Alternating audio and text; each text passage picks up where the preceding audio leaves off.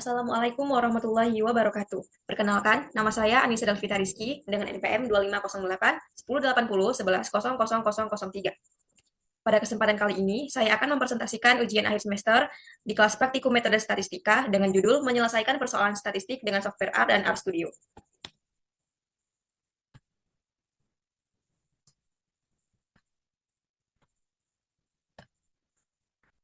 Pokok pembahasan saya pada hari ini yaitu pengertian software R dan RStudio, kemudian ada materi uji hipotesis dua sampel dependen, materi regresi linear sederhana, dan ANOVA atau Analysis of Variance.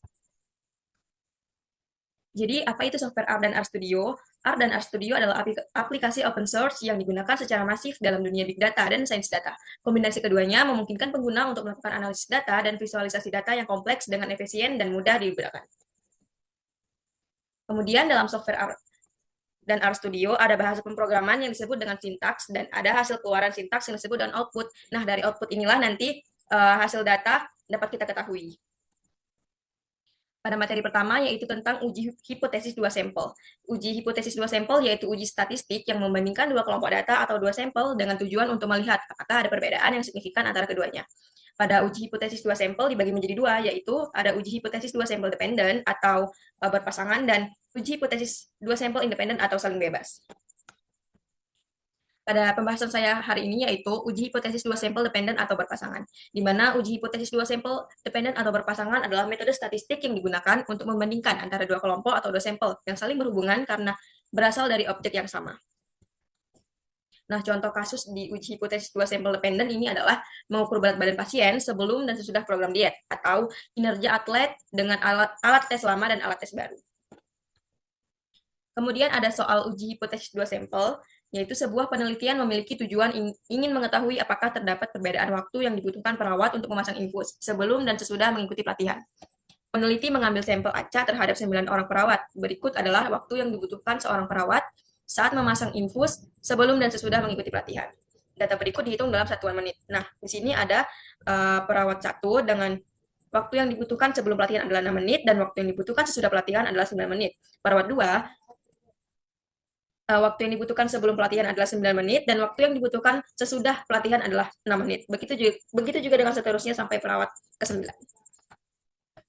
Nah, ini adalah penyelesaian dengan menggunakan software R dan RStudio, di mana pada software RStudio saya menggunakan sintaks waktu sebelum pelatihan, kemudian C ini artinya combine atau yang berfungsi sebagai menggabungkan setiap variabel. Nah, di sini variabelnya ada 6, 9, 7, 5, 6, 7, 6, 6. Kemudian ada waktu sesudah pelatihan dengan combine dan variabel 9, 6, dan seterusnya. Kemudian ada mean yang diklaim. Karena di soal tidak disebutkan meannya berapa, tidak dijelaskan meannya berapa, maka di sini C kita taruh 0. Kemudian saya menggunakan uji hipotesis t-test karena datanya tidak sampai 30 atau kurang dari 30.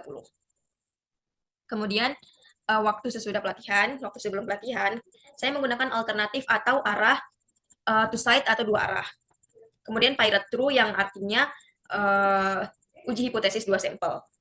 Confidence level atau tingkat kepercayaannya sama dengan 0,95 atau 95% tingkat kepercayaan dengan mean yang diklaim sama dengan 0. Kemudian ada hasil dari sintaks atau outputnya. Pada output saya sudah memberikan tanda merah. Ini itu artinya adalah data yang dibaca atau data akhir yang dibaca. Di mana di sini T ini artinya adalah T hitung dengan T hitung sebesar 1,8091. Kemudian ada derajat bebas DF atau degrees of freedom sebesar 8. Kemudian ada P value sebesar 0,108.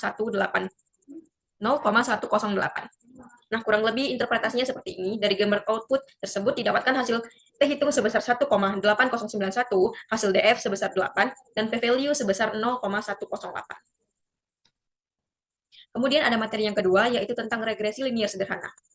Definisi regresi linier sederhana adalah suatu metode yang digunakan untuk melihat hubungan antar satu variabel independen atau saling bebas dengan variabel dependen atau berpasangan. Nah, contoh kasus regresi linier sederhana yaitu hubungan antara variabel independen dengan X yaitu jam olahraga dan variabel dependen dengan Y yaitu tekanan darah. Kemudian ada soal kasus regresi linear sederhana, yaitu data yang digunakan adalah data sekunder yang diperoleh melalui publikasi BPS Provinsi Jawa Barat. Data ini merupakan data jumlah timbunan sampah dan jumlah penduduk kabupaten kota di Jawa Barat tahun 2020. Nah, ini adalah data yang sudah dipublikasi oleh BPS Jawa Barat.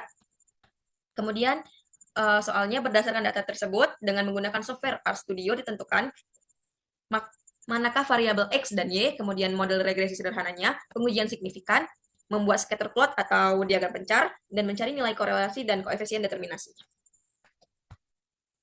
Nah, ini untuk penyelesaian soal yang pertama, tentukan manakah variabel X dan Y. Pada soal ini saya menggunakan sintaks library OpenXLSX atau menggunakan software Excel. Kenapa saya menggunakan software Excel? Karena datanya termasuk banyak dan lebih mudah kita menggunakan software Excel. Nah, di sini saya menggunakan pemanggilan data Anissa, kemudian read SLX, kemudian pada bagian yang hijau ini, saya copy paste dari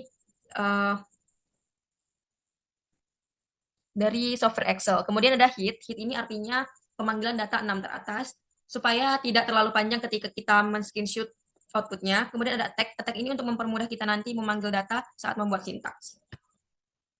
Kemudian ada output dari sintaks yang sudah saya buat.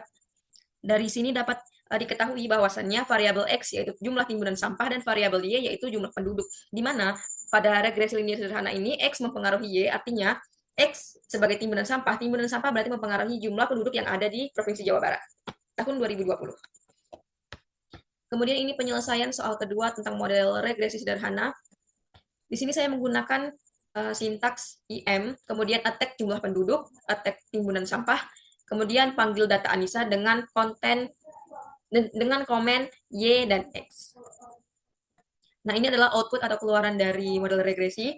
Di sini dapat kita ketahui intercept-nya ini 512,656 dengan timbunan sampah 1,429.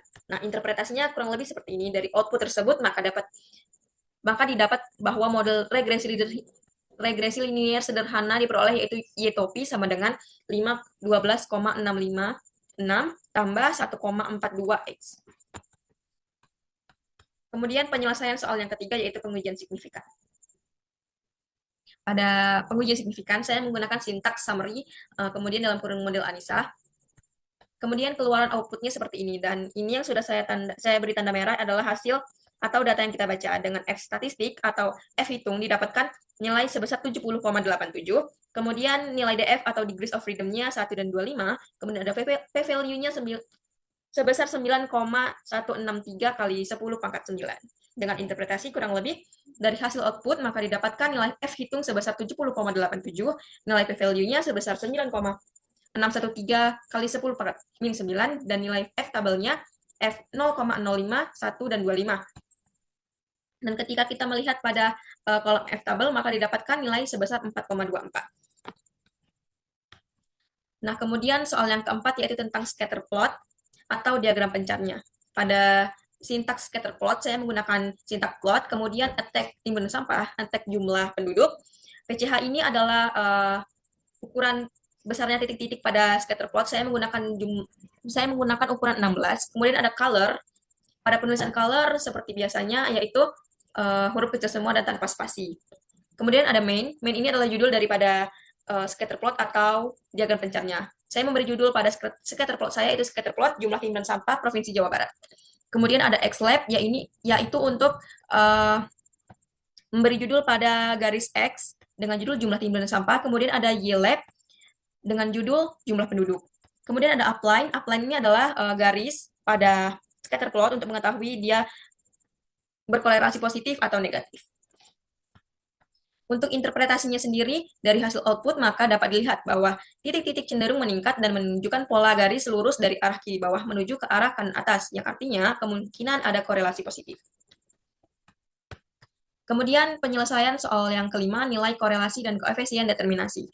Yang pertama ini adalah sintaks untuk nilai korelasi, di mana saya menggunakan sintaks core, kemudian attack timbunan sampah, dan attack jumlah penduduk. Maka keluarannya akan seperti ini dan hasilnya yaitu 0,8597822 dan akan diinterpretasikan kurang lebih seperti ini. Interpretasi dari hasil output maka didapatkan hasil nilai korelasi sebesar 0,8597822.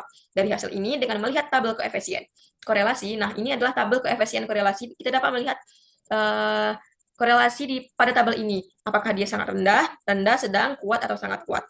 Pada korelasi soal kali ini yaitu 0,8, yang artinya memiliki korelasi yang sangat kuat karena pada rentang 0,80 sampai 1 yaitu memiliki korelasi sangat kuat dan positif. Kemudian ini adalah sintaks koefisien determinasi. Saya menggunakan sintaks summary, kemudian model ANISA. Maka keluarannya akan seperti ini. Nah, pada sintaks koefisien determinasi, maka yang dibaca adalah bagian yang sudah saya beri tanda ini, yaitu multiple R square. Yang didapat adalah 0,7392. Nah, untuk interpretasinya sendiri, dari hasil output, maka didapat nilai koefisien determinasi sebesar 0,7392 yang menunjukkan bahwa nilai sebesar 73,92% variasi yang terjadi oleh variabel X, variabel Y, dan dapat dijelaskan oleh variabel X. Kemudian ada materi yang ketiga yaitu tentang ANOVA atau Analysis of Variance. Untuk definisinya sendiri yaitu metode statistik yang digunakan untuk membandingkan rata-rata dari 3 kelompok atau lebih secara bersamaan. Menentukan apakah ada data perbedaan signifikan secara statistik di antara rata-rata kelompok tersebut dengan menganalisis variabilitas data, baik variabilitas antar kelompok maupun di dalam kelompok. Nah, ini ada contoh kasus ANOVA, yaitu mengetahui apakah ada perbedaan IPK mahasiswa baru tingkat 2 dan tingkat 3. Nah, ini ada soal ujian ANOVA. Karantina tumbuhan ingin mengetahui pengaruh fumigan metil bromide atau CH3BR sebagai pembasmi serangga gudang terhadap daya tahan tubuh benih kacang hijau. Dilakukan percobaan sebagai berikut. Benih kacang hijau diberi fumigan dengan dosis 0, kemudian 16 gram, 32 gram, 48 gram, 64 gram. Benih kacang hijau yang sudah difumigasi dikecambahkan dengan metode kertas hisap, bladder test. Benih yang dikecambahkan diasumsikan homogen. Setelah 7 hari diperoleh hasil perkecambahan sebagai berikut. Nah, ini adalah tabel dari hasil perkecambahan dengan dosis 0, 16, 32, 48. Dan ini adalah jumlah perkembangannya. Lakukan uji ANOVA pada data tersebut. Nah, ini penyelesaian menggunakan software RStudio-nya. Pada uji ANOVA kali ini, saya menggunakan Excel kembali karena datanya lumayan banyak. Agar mempermudah, untuk pemanggilan data, saya menggunakan library OpenXL SX, kemudian laporan Delphi, kemudian read SLXX, kemudian ini adalah copy aspect dari software Excel-nya, kemudian ada attack, ini adalah untuk mempermudah nanti saat membuat sintaksnya. Nah, ini untuk uji ANOVA-nya sendiri, saya menggunakan library Easy ANOVA, kemudian ada pemanggilan data ANOVA-nya, kemudian ini ada attack untuk ulangan dan dosisnya. Maka output keluarannya itu seperti ini. Nah, ini adalah tanda yang sudah saya beri tanda. Merah adalah biasanya tanda yang dibaca. Dengan DF 1, dosisnya 1, dan residualnya atau galatnya 18. Jika ditotalkan maka akan menghasilkan 19. Kemudian ada sum Q, ada mean, ada F value, dan P value-nya. Interpretasinya dari hasil output maka diperoleh bahwa nilai DF 3 dan 12, nilai F hitungnya 109, nilai P value-nya 4,59, 10,9. Nilai F hitungnya F 0,05, 1, dan 18, maka saat dilihat di F tabel, maka dihasilkan 4,41. Nah, pada ketiga materi tersebut, untuk penulisannya, kita harus menuliskan dengan langkah-langkah uji hipotesis, di mana ada 6 langkah uji hipotesis, yaitu yang pertama hipotesis, yang kedua taraf nyata, yang ketiga daerah penolakan, yang keempat statistik uji. Nah, pada output sebelumnya itu biasanya dituliskan pada statistik uji, kemudian didapatkan keputusan dan didapatkan kesimpulan. Kemudian kesimpulan dari sintaks yang sebelumnya, maka saya sudah menyimpulkan dan saya sudah mencari secara mandiri. Untuk soal 1 mendapatkan keputusan terima H0 dan mendapatkan kesimpulan dengan taraf nyata 5%, cukup bukti untuk menyatakan bahwa waktu pasang infus perawat sebelum dan sesudah adalah sama atau tidak ada perbedaan waktu. Untuk soal 2, mendapatkan keputusan tolak H0 dan mendapatkan kesimpulan dengan taraf nyata 5%, maka dapat menyatakan bahwa rata-rata jumlah penduduk berpengaruh signifikan terhadap timbunan sampah. Yang ketiga, berdasarkan dengan output sebelumnya, dengan taraf nyata 5%, dapat menunjukkan bahwa terdapat pengaruh nyata atau sangat signifikan dari dosis fumigan metil bromide terhadap daya tahan tubuh benih kacang hijau. Oke, mungkin sekian saja presentasi dari saya pada hari ini. Assalamualaikum warahmatullahi wabarakatuh.